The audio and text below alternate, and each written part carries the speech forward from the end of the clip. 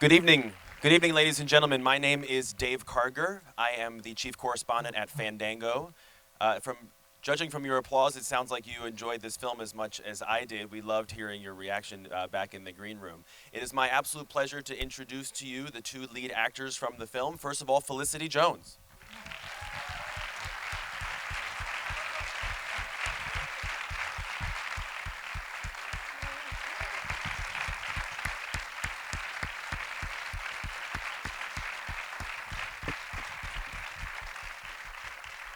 And the film's leading man and director, Ray Fiennes.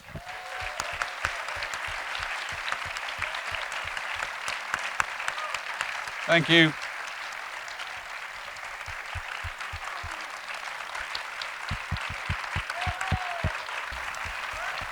I feel like I'm about to fall over on this, but okay.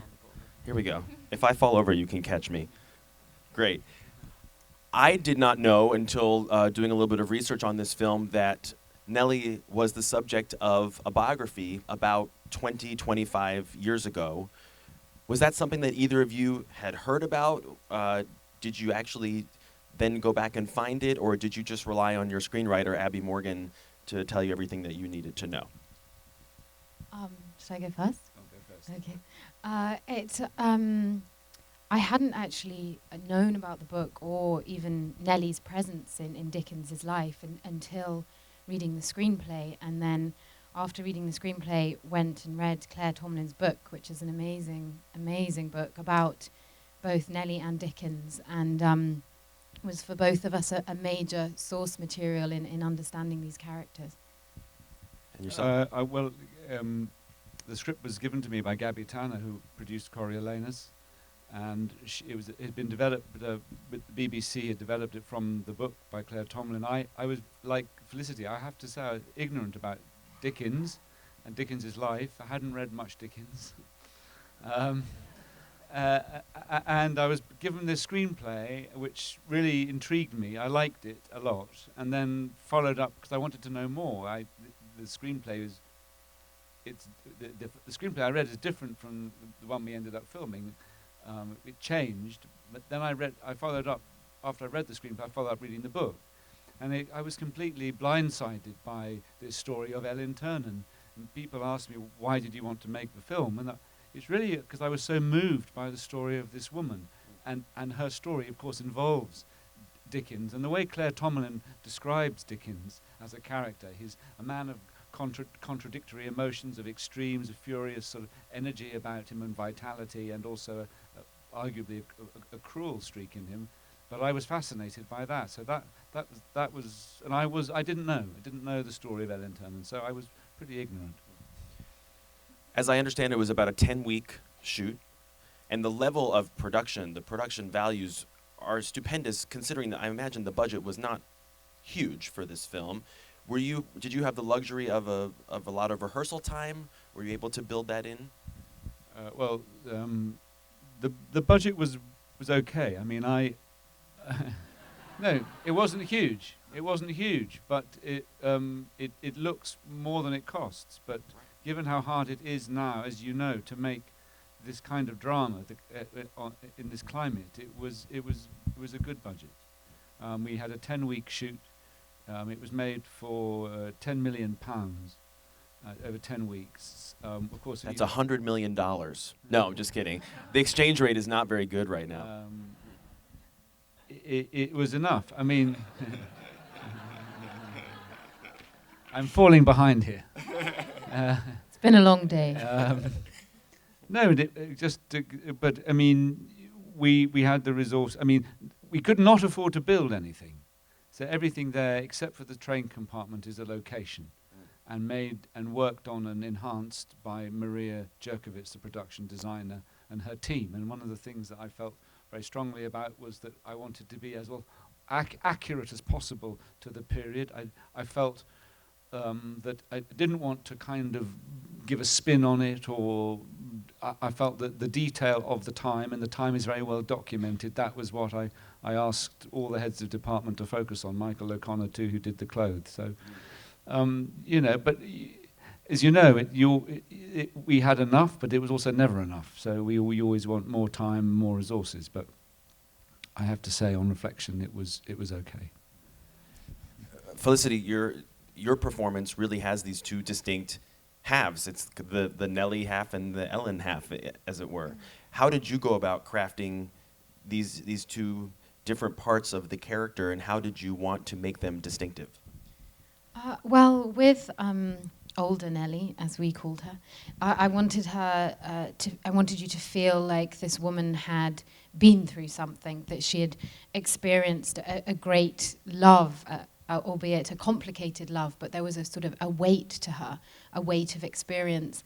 And then I felt when I went almost back in time, it was about lifting that weight and Nelly being much more sort of unknowing and in some ways more innocent. But it was quite difficult because with the shoot, it turned out that I was doing the older Nelly scenes first in the first week. So I had to imagine that I'd had a very intense 13-year love affair with Charles Dickens, and hope that would come across on the screen. So it was just how the scheduling turned out. I'm sorry about that. Yeah, I'm still punishing you for that, you know. You know, we are in a room full of actors, and there's one scene that I remember kind of close to the beginning where your character kind of comes in as a replacement actress, and there's that rehearsal scene. And I remember as your character, Rafe, is kind of directing all of these actors, there's this really interesting tension and movement and speed and urgency to the way he's, let's do this and let's do that, and it was fascinating to me as a non-actor to see how that kind of a production would be rehearsed. Is there historical kind of precedent? Was that something that you read about, that's how these rehearsals were run? Is that your experience of how rehearsals can be run? No, well, it's really inspired. I mean, Abby had written great scenes, but she had been, Dickens was in control of everything. He was a passionate amateur actor. He mounted productions in his home. He directed them, he acted in them, his family acted all the roles. This production that you see, it's called The Frozen Deep. It's a creaky melodrama written by Wilkie Collins, set in the Arctic. It's roughly, the story is roughly that there's a central male character who's rather cranky and curmudgeonly. He's been in love with a young girl since he was young, and he's grown up and she's fallen in love with someone else. For some reason, they're all in Newfoundland, and his competitor in love nearly dies in the frozen deep, and Dickens' character goes off and rescues this man and presents him to the woman he loves, and he dies. It's basically the template for Tale of Two Cities. But it really happened, and by all accounts, Dickens was a fastidious and controlling and sort of all-seeing director, actor, producer, writer, person. He dominated every element, and interestingly, when he did this play in his home, it was a huge success. All the sort of the important figures of the day and actors and people like Thomas Carlyle, the historian, and went to see it, and it was even reviewed in some of the papers. And he had very, very good reviews, and people loved it. And he had snow effects and special lighting effects, and even that little ship that you see with the cannon. That's all apparently happened, and he was all over it. And accounts of Dickens' personality was that he was socially incredibly vital, incredibly energized. So when you asked me about these rehearsals, I mean, Abby wrote a great scene, but I felt that this was a man who was infused and buoyant with energy and delighted to be the father, as it were, of all these actors, and welcoming in Nelly Turner. And it's interesting that later on, after he died, The Frozen Deep was mounted again, and it was a complete disaster. But talking about acting, what was Dickens' acting like?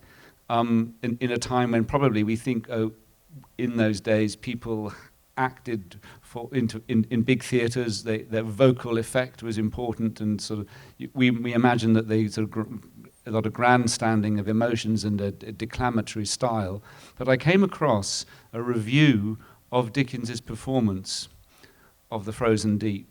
And it seemed that his own acting was incredibly naturalistic. And the review said something like, he did not, as it were, come to the front of the stage and declaim and emote, but he actually was incredibly subtle and inhabited emotions and sort of muttered, and the character goes through some sort of depression, and he's sort of gnarly and difficult. But this review gave me the impression that Dickens was actually giving a very, very naturalistic performance.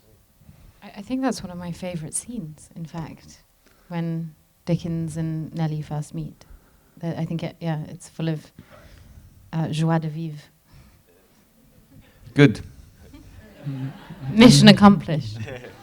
Before I open it up to you all and see what you all want to know, I'd be curious to know, Felicity, have you ever worked on a project where that main actor you were working opposite was also the director? And how did you find that experience? Was it different from other things that you've done? I'm never going to do it again. Ever. No. It was fantastic. I mean, it is rather incredible to have someone like Ralph Fiennes directing you, if not a little intimidating at first. But it's Ralph's absolute honesty that a lot of directors, I don't know if you found, they sort of come up to you after you've done a take, and they're like, that was amazing, that was incredible, and you think, you're lying, that's not true. Whereas Ralph would always be very frank and was always pushing me and very honest, and would say, that's terrible. You you've really got to do that again in the nicest possible way. But I How can you say that's terrible in the nicest possible way? Because it's honest, and I appreciated your absolute frankness and trusted you. Well, say there. Well, was there also was there? No, but I do. Well, maybe there were certainly days when, as a director, I mean, I'm learning, and some days I know that my instinct was, can the actor Felicity, who was always brilliant, but can they get where further can we go? And I hope I asked the same of myself with the team of people I had there to give me feedback on my own performance. But I always think, where else actors come prepared, ready, they have something to offer, which is often fantastic and great. But where else can it go that neither the director or the actor has thought about? And often it's that moment when the stakes are high, that you're shooting, and you want to get it. You want to get those moments that no one's prepared, no one's played before, those undiscovered moments on camera. And sometimes you need to push, I think, and there are different ways of pushing. But I just would love to must say that Felicity, often I didn't need to say anything, and there are moments in this film when you came and you were sort of transcendently inhabiting Nelly, and it was a privilege to watch you. You came and stuff happened that I had never imagined could happen, and so there were certainly days when we wrestled a bit, and then there were days when you gave sort of jewel after jewel of interpretation of Nelly, and it was extraordinary. Thank you. I had to up my game. What would you like to know? Yes. Hi, I'm Katie Chinakis. Congratulations. I'm wondering how you found Felicity. Did you have her in mind, or which actors did you have in mind, and how did you guys come together and decide she filmed? Well, once I had sort of decided that I wanted to direct the film, clearly the first thing to do was to find Nelly Turner. And immediately there's a list, quite quickly, a small list of actresses who would be, as it were, candidates for the part. I met Felicity very, very early on after I had decided I'd like to pursue this film, and was very, very struck by her. And I did meet other people, of course. Felicity very generously agreed to come in and read for me and put her reading on tape. But it was only the one time, and within minutes, I felt that. I should probably answer you by saying that I felt that this, as you see from the film, is a part in two time scales. There's an older Nelly and a younger Nelly. I really felt strongly I didn't want to, this older Nelly isn't that much older. She's sort of late 30s, early 40s. I didn't want to be too specific with the age range, but I didn't want to have an actress covered in sort of funny eye makeup and bits of grey. I didn't. Also, because Nelly, in fact, lied about her age and told the world she was younger than she was after Dickens died. But essentially, I wanted someone who could suggest maturity by their inner life. So an actress who could inhabit the 18-year-old Nelly and in an unforced way suggest someone older. And I wanted it to happen in here and in here. And that's what Felicity did very immediately in this reading. And I also felt that between the two of us, there was a connection. There was a connection of two actors. There was the thing that people call chemistry or something, but it was there. And so it was. She went out the door, and we went, yes. What else? Question here on the aisle? Yes. Yeah, for Rick. It was great seeing you working with Kristen Scott Thomas again, and I was wondering how that came about. Questions about Kristen Scott Thomas and working with her. Yeah, quite a It different came relationship. about, well, Kristen's a friend. We've stayed good friends since we worked together on The English Patient, and she... Hurrah! Thank you. And she saw this film, Coriolanus. She said, I liked your film. I want to be in your next film. And so when I had the script, I asked her, would you like to play the mother, which is a bit of a risk, of course. And she said yes. So it was great. She's as you know, she is a great screen actress, and so her contribution to this is fantastic, I think. She was also great in as Ryan Gosling's mother in Only God Forgives. That was a great mom character. Yes. Okay, question right here. Hello. Hi, Kate Drell. Hi. Met on Broadway sometime. Hi. I'm wondering about the actress that played your wife. I thought that was But she's excellent. She's the actress who played my wife, Joanna Scanlon. I didn't know her work. She acts on television. I hadn't seen her work. I wanted. The truth is, Catherine Dickens was a generously proportioned lady, and it's clear from photographs of her. And there was also a list of actresses who could play her, but I think the journey for me was that I wanted to be as truthful to what I could discern from photographs and writings of all of these people. And so I said to Leo Davis and Lissy Holm, the casting directors, that was a physical requirement I wanted to try to honour. I felt that's what happened. And so, but aside from that, in came Joanna to meet me and read the key scene, the one where she gives the bracelet back, with such dignity and this interior sense of hurt and loss and wounded pride. And so this was always a great scene on the page. And so, I mean, Joanna is a brilliantly intelligent performance. And again, another occasion when I was lucky that into the room came someone who just as soon as she hadn't even finished the scene, and I wanted her to play the part. But I agree, that's a fantastic performance, and she is, I'm happy to say, getting proper recognition for it. Did people like her come in to read for you in any kind of a period costume, or did you have to see through people's? No, but I tell you, art? the biggest challenge for me was casting the children.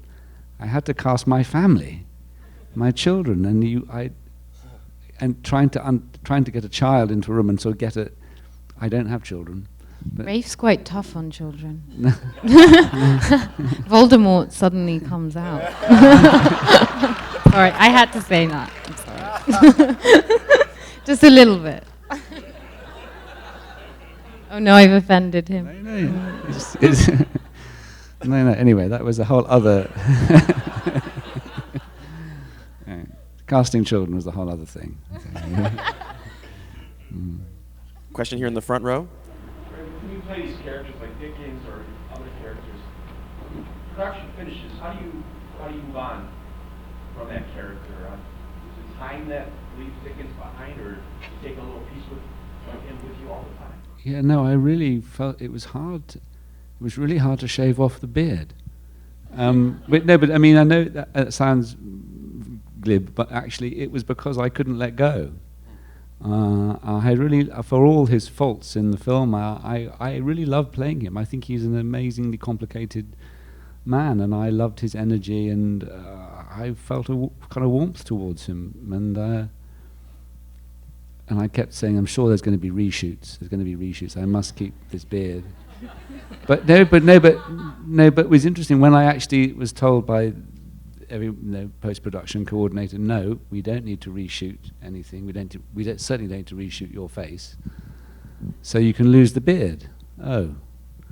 And so I remember it was really weird. I've had grown beards before. It was not a problem to shave them off in this case. But this weird goatee thing that Dickens had, which I'd attempted to replicate, it was I think that was indicative of something in me that didn't want to let go, and it was odd, that moment of shaving it off. I felt a kind of sadness about it. But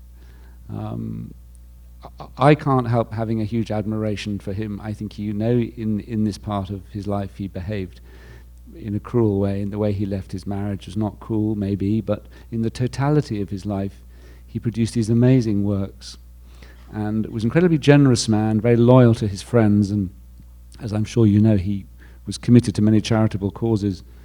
But there was a sort of flame inside him, a flame of creativity, of sort of furious imagination, which I sort of am hypnotized and admiring of. Is there a part of you that wishes you had fallen in love with Dickens before you were in like Great Expectations, which you were in fairly recently, or did it not really matter? Well, no, I came to this project before Great Expectations. Great Expectations was offered to me as I was working on this with Abby, so it seemed like some kind of serendipity that I was able to, because Great Expectations, as you can see from the film, was written when he was sort of seducing Nelly Turner. Any questions in the back? I don't want to neglect the back. Okay. No, I don't. Okay, so you're about halfway back. I wanted to ask, my name's Senna, by the way, how you speak a lot about loving the character, loving Dickens as a person, and his personality, and Felicity speaks a lot about also loving Nelly, but I'm curious about the message of the film. Obviously, it's a very complicated love story, and you can take a lot of different points from it, and I'm curious to hear the both of you sum up what you feel like the message is. I mean, he could be very cruel, but then they were in love. It's very complicated and kind of a gray area, and I just love to hear both of your takes on it. Oh, well. Here we go. The take on it. Gosh. I think my take on it would be that falling in love is a very complicated thing, as my water falls down. It's a sign. And that I think Nelly and Dickens loved each other very deeply, but it was a relationship that had its power struggles and had its complications, and I feel like Rafe and I were both keen to show that relationship in all its sort of difficult details. And at the same time, I feel for Nelly, it's about her finding her identity, and at the end of the film, I feel like it's a woman who actually truly knows herself, and that's what I hope to achieve with her. But what are your thoughts, Ray Fine? Well, first of all, I'm not always sure that a film or any story has to have a message. I actually slightly challenge you on that.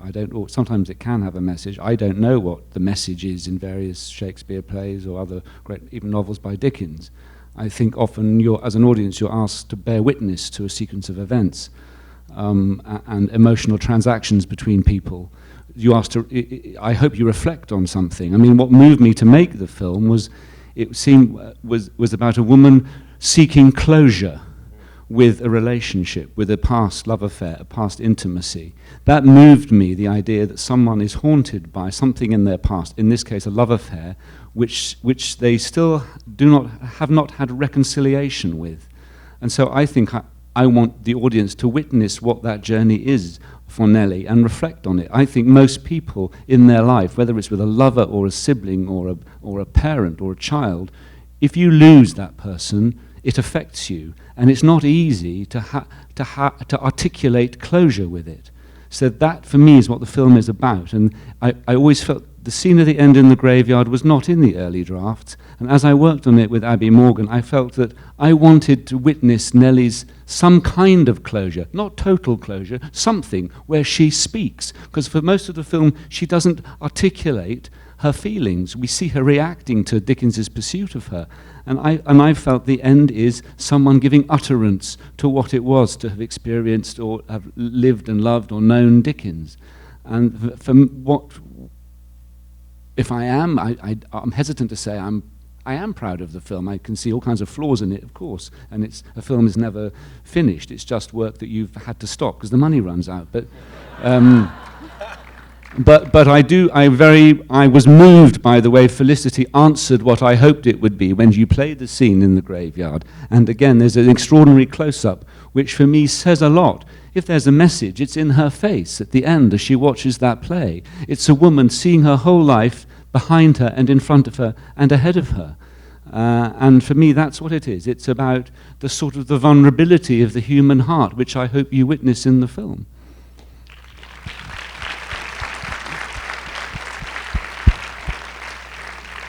I know that the two of you have other engagements and commitments tonight, so we do have to leave it there, but I congratulate you both on a beautiful film, and thank you so much for staying and your questions. Thank you. Thank you very much.